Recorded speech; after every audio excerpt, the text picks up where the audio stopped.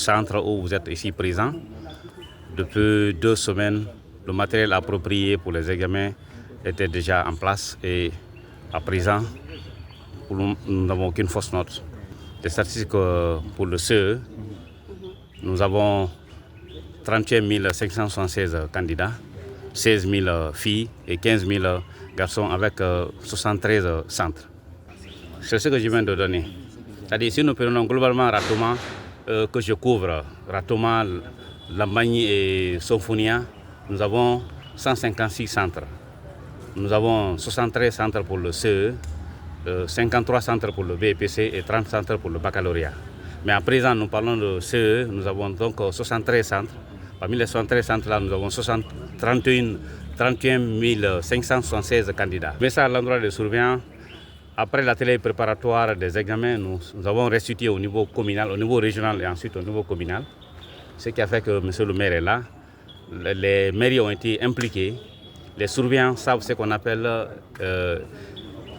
états généraux des examens nationaux, dans lesquels les procédures judiciaires et administratives sont inscrites. Donc chacun sait ce qu'il doit faire.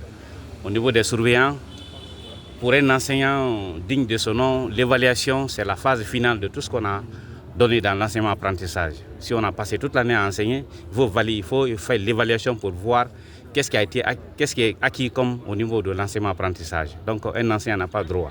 Nous sommes très heureux de participer à ce grand événement qui est très marquant dans la vie de nos enfants et dans la vie de l'éducation guinéenne. Le message est clair, c'est encourager les enfants à être plus productifs pendant cette compétition, pendant cet exercice et durant les épreuves qu'ils auront à traiter.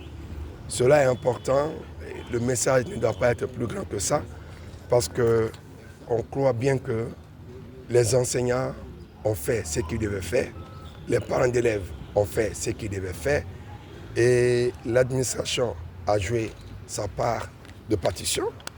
Il revient aux enfants de venir prouver ce que nous avons tous apporté.